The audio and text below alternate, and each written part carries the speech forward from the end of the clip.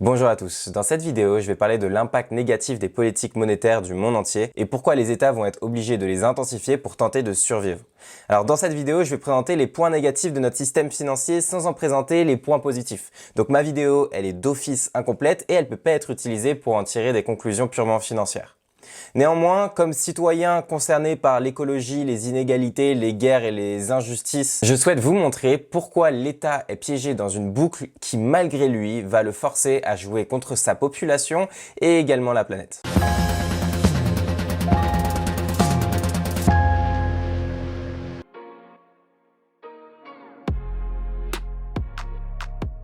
Dans une économie de marché, soit dans une économie sans intervention de l'État, le prix de chaque produit, il tend vers son coût de production. Parce que si un bénéfice supérieur au simple coût de production peut être généré, d'autres entreprises vont flairer l'opportunité et rentrer dans ce marché, ce qui augmente la compétition et fait augmenter peu à peu le prix du produit vers son coût de production. Cette force économique, elle fait donc qu'aucune entreprise ne peut générer un bénéfice économique pendant une longue durée. Si par exemple elle lance un nouveau produit sur le marché, elle va pouvoir, grâce à son avance, générer un bénéfice économique, mais celui-ci, il va s'amenuiser au fur et à mesure du temps et de l'augmentation de la compétition qui va peu à peu rattraper l'avance de cette première entreprise jusqu'à ce que le produit tende vers son coût de production. Et donc l'économie de marché fait que les entreprises rentrent en compétition les unes contre les autres lorsqu'il y a des opportunités et ça amène le prix de chaque produit avec le temps vers son coût de production.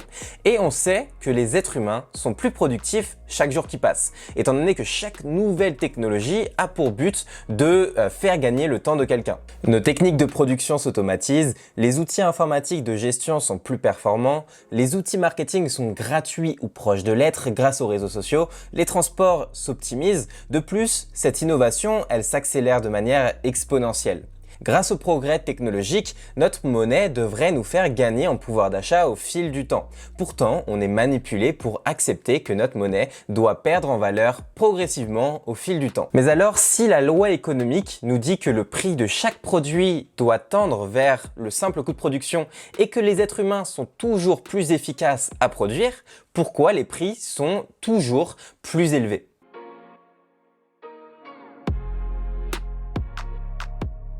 Ce phénomène qui ferait baisser les prix au fur et à mesure du temps, c'est l'inverse de l'inflation, c'est la déflation. Le problème, ce qu'il faut savoir, c'est que l'ensemble de notre système financier est basé sur le crédit et c'est ce qui fait que la déflation ne pourrait pas avoir lieu. Je vous explique ça juste après, mais avant toute chose, pourquoi notre système est basé sur le crédit. Imaginez-vous, personnellement, je suis une banque et vous avez un savoir-faire dans la menuiserie. Et je vous prête 100 € et vous allez, grâce à ces 100 € acheter du bois et une scie, fabriquer une table et vous allez la vendre 120 €. 10 € me seront remboursés en intérêt en plus des 100 € de principal et vous gardez 10 €.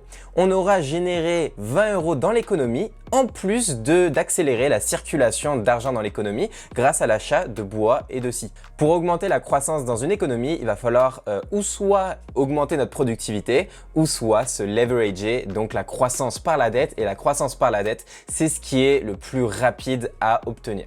On a donc des économies qui s'endettent, mais ça c'est rien de nouveau. Le problème c'est que ce taux d'endettement il s'accélère. Par exemple aux États-Unis depuis la fin des années 70, on a eu un taux d'endettement par rapport à leurs revenus, à leur produit intérieur brut qui est totalement en train de s'envoler. Et comme par hasard, ça rime avec la période qui est une augmentation exponentielle de notre productivité grâce à la robotisation ou encore Internet, ou encore on peut signaler que c'est juste après la fin de l'étalon or en 1972. Pour rappel, l'inflation consiste en la baisse du pouvoir d'achat de notre monnaie, quand la déflation est le gain du pouvoir d'achat de la monnaie qui se traduirait par une diminution générale des prix. Et si l'État laisse la déflation se produire, alors les intérêts sur les prêts contractés par le passé généreraient un défaut de paiement. Car la déflation rendrait l'argent plus fort d'année en année, le rendant plus cher à produire maintenant que dans le passé. Donc pour résumer, chaque banque centrale du monde utilise la dette pour augmenter la croissance dans son pays. Et cette augmentation de la croissance a créé des technologies qui augmentent la productivité des êtres humains au fur et à mesure du temps et de manière exponentielle. En plus, on sait que le libéralisme ramène le prix de chaque produit vers son simple coût de production parce que s'il y a un bénéfice qui peut être généré, de la compétition va arriver et donc le prix de chaque produit tend vers son simple coût de production au fil du temps. Et vu que les êtres humains sont plus productifs chaque jour qui passe et que les coûts sont ramenés vers ce coût de production, le prix de chaque produit devrait baisser au fur et à mesure du temps. L'augmentation de notre productivité devrait profiter à l'ensemble de l'humanité qui ne devrait plus travailler aussi durement chaque jour. Mais si les États devaient laisser cette déflation bénéficier à l'ensemble de l'humanité, ça rendrait leurs dettes impayable. Vous allez peut-être me dire à raison qu'il y a certains produits qui ont des prix qui baissent, effectivement. Il y a certains produits, par exemple une télé, desquels le coût de production s'optimise à un rythme si élevé qu'il arrive à surpasser l'impact négatif de l'inflation. Mais c'est pas pour autant que l'impact de l'inflation n'est pas présent, c'est simplement qu'il s'optimise encore plus rapidement. Pour bien mesurer l'impact de l'inflation, il faut le faire sur des produits qui sont rares. Par exemple, posons-nous la question suivante. Pensez-vous que nos maisons prendraient en valeur perpétuellement au fil du temps sans l'impression monétaire forcée des États? Mais cette question, au final, c'est même pas la bonne, parce que c'est au final mesurer le système par le système et sa propre notion de prise de valeur. Plutôt que notre maison prend-elle en valeur, la question sous-jacente, ce serait: grâce à sa nature rare, le gain de pouvoir d'achat de ma maison, ce serait pas la représentation de la dévaluation de notre monnaie?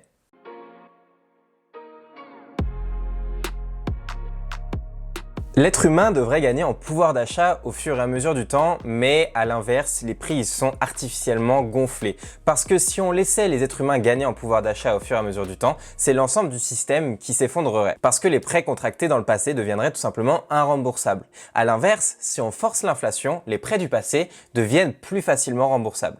Posons un exemple. Si j'emprunte 100 € sur 20 ans, à un rythme de 2% d'inflation, ces 100 € n'équivalent plus que 67 € d'équivalent de pouvoir d'achat 20 ans après, ce qui est plus facilement remboursable que ces mêmes 100 € à un rythme de 2% de déflation sur 20 ans qui équivalent donc 20 ans après à 150 € de pouvoir d'achat, ce qui est donc plus difficilement remboursable. Et donc laissez la déflation avoir lieu et vous avez l'ensemble du système qui s'effondre parce que le système est basé sur le crédit. Et paradoxalement, pour se sauver de ce système basé sur le crédit, les États nécessitent encore plus de crédit. Parce qu'en favorisant toujours plus de crédit, ça favorise toujours plus d'augmentation de la masse monétaire et toujours plus d'inflation, facilitant le remboursement des crédits passés. Donc pour créer toujours plus de dettes, les taux directeurs baissent de manière exponentielle. Et pourquoi de manière exponentielle? Rappelez-vous, parce que les gains de productivité grâce à l'avancée technologique, ils sont exponentiels. Et ça va pas aller en ralentissant. Cette innovation technologique, elle est réellement exponentielle. Au fur et à mesure du temps, regardez simplement 10 ans auparavant l'avancée de la robotisation par rapport à maintenant et l'avancée de l'intelligence artificielle qui s'améliore de manière encore une fois exponentielle au fur et à mesure même des jours qui passent. Les États, ils n'ont pas le choix, ils vont devoir s'armer de techniques pour pouvoir accélérer l'impression monétaire ou en tout cas l'inflation pour pouvoir réussir à garder le rythme de cette déflation qui augmente de manière exponentielle. Et c'est pour ça par exemple qu'en ce moment vous allez me dire les taux directeurs ils augmentent, oui, mais à inflation équivalente. Dans le passé, entre les années 70 et 80, on voyait un taux de taux directeur entre 9 et 13,5% lorsque actuellement on est simplement à 4%. Parce qu'ils ne peuvent pas les augmenter autant que dans le passé sans prendre le risque de défaut de paiement sur les crédits qu'ils ont empruntés.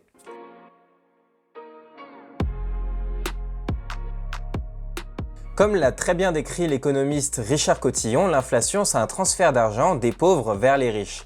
Pourquoi? Parce que les riches ont un accès facilité aux crédits et aux actifs, ce qui leur permet de se couvrir contre cette dévaluation perpétuelle de la monnaie, à l'inverse des pauvres. Certains diront 2% d'inflation, c'est raisonnable. Oui, mais notre productivité augmente et on devrait avoir une déflation qui devrait augmenter. Donc l'impression monétaire des banques centrales, elle empêche dans un premier lieu que cette déflation arrive et au-dessus de cela, elle ajoute un 2% d'inflation annuelle. L'inflation, elle est de 2%, mais de combien aurait été la déflation naturelle? Et si cette déflation naturelle, elle est bien exponentielle grâce à l'augmentation de notre productivité, ça veut dire que le rythme de capture de cette valeur de la part des États et des banques centrales, il est en train de s'accélérer. Et donc plus l'être humain il devient productif, plus la déflation devrait être élevée, mais les États pour garantir leur solvabilité, ils sont obligés de garantir une inflation et donc d'augmenter leur rythme de capture de cette valeur. Sauf que l'inflation a des répercussions énormes et donc plus les États sont obligés de capturer cette valeur, plus les répercussions de l'inflation se font ressentir. Donc pour empêcher la déflation et en plus garantir l'inflation, les États ils ont opté pour encore plus d'endettement et plus de facilité à l'endettement via des taux directeurs plus bas. Mais on l'a dit, l'accès au crédit par les riches favorise leur enrichissement, à l'inverse, l'inflation appauvrit les classes les moins aisées. Et donc c'est pas étonnant de voir que sur les 40 dernières années, la part de revenus qui va aux 1% les plus riches a triplé.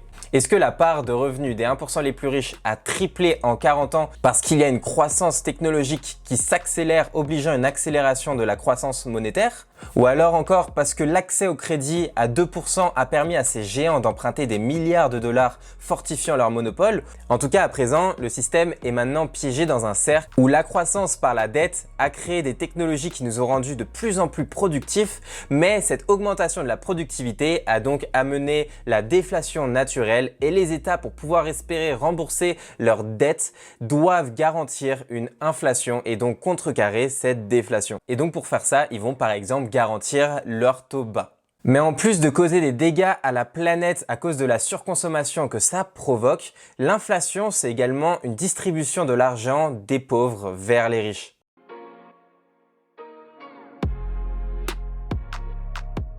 Avons-nous voté un jour de notre vie pour l'inflation? Et en plus, quand on sait que l'inflation, c'est la cause directe des inégalités, des guerres, de la surconsommation, de la dégradation de l'écologie et de notre planète, eh ben, voterions-nous pour l'inflation si on en avait le choix? Comme le dit Jeff Bezos dans son livre The Price of Tomorrow, l'inflation est imposée à la population et concentre les richesses dans quelques mains, donc c'est bien du vol. L'augmentation des inégalités et le désespoir a toujours rendu les êtres humains désespérés. Lorsque plus rien ne va, ils se tournent vers l'utopie et la centralisation avant de blâmer les autres plutôt que soi-même et d'amener la guerre. Pour le moment, beaucoup tentent de blâmer le capitalisme pour les injustices sociales, la baisse du pouvoir d'achat, le dérèglement écologique, les guerres, etc. et voteront pour le politique qui dira solutionner leurs problèmes par plus de centralisation et de contrôle. Avant de blâmer le capitalisme, posons-nous la question, avons-nous vécu le moindre jour de notre vie dans un réel régime capitaliste? As-tu voté pour l'inflation? Avons-nous voté pour le fait que l'inflation nous prive à tout jamais des gains de la productivité des êtres humains? As-tu voté pour la baisse perpétuelle des taux qui facilite l'accès au crédit, qui a accès le plus facilement au crédit? Les riches, et donc facilite la création de super riches et de monopoles. Ce qui devrait arriver, c'est que les gains de productivité devraient profiter à l'ensemble de la population, mais ces gains sont capturés.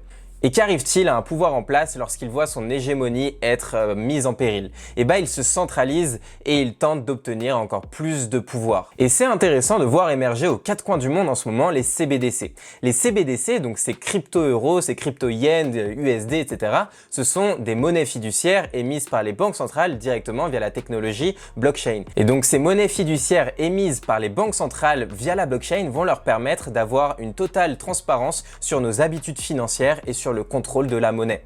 Que la Chine utilise cette technologie pour exercer plus de contrôle sur sa population, ça ne m'étonnerait pas tellement. Mais que l'Europe ou encore les États-Unis le fassent. Ces CBDC euros ou USD, ils sont clairement déjà une réalité étant donné qu'ils sont planifiés pour être lancés pas plus tard qu'en 2023, l'année qui arrive. Nos États auraient-ils pas quelque chose à craindre?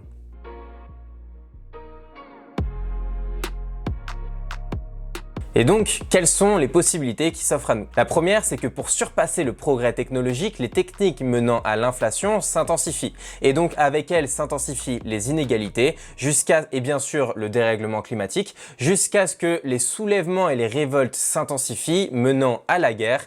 Et ainsi, on aura certainement détruit la planète avant même que les dégâts de l'inflation s'en chargent.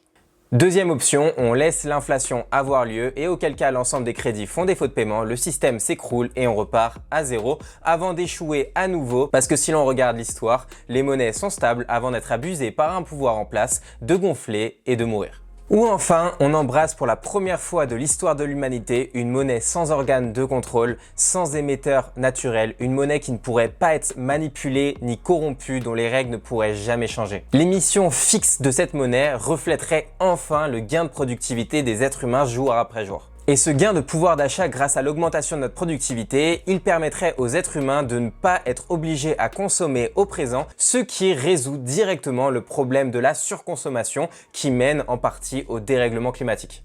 Cette monnaie, elle existe. Cette monnaie, c'est pas une utopie. Beaucoup ont déjà compris cette nouvelle monnaie, beaucoup l'ont déjà adoptée, mais également beaucoup la combattent. Franchement, à tort ou à raison, le principal, c'est de commencer par la comprendre. Et donc, je ferai de mon mieux dans les prochaines vidéos pour vous expliquer l'ensemble de ce nouveau paradigme financier, même si, bien sûr, on ne peut jamais être sûr de l'ensemble des conséquences que ça pourrait avoir de passer sous un standard via une monnaie sans émetteur naturel, étant donné que l'être humain n'a jamais expérimenté une chose de la sorte. J'essaierai de faire de mon mieux dans mes prochaines vidéos pour vous montrer les avantages mais également les limites, parce qu'il y aura des limites. Le problème, c'est que le système actuel, il a également des limites et on voit la direction qu'il prend. Cette direction est anti-écologique et augmente les inégalités. Je ferai de mon mieux pour vous expliquer au mieux les avantages et les limites de cette nouvelle alternative qui est proposée à l'humanité. En attendant, si tu as aimé cette vidéo, n'oublie pas de la liker, de la partager à ceux que ça peut intéresser, de t'abonner à ma chaîne. On se dit à très bientôt. C'est ciao.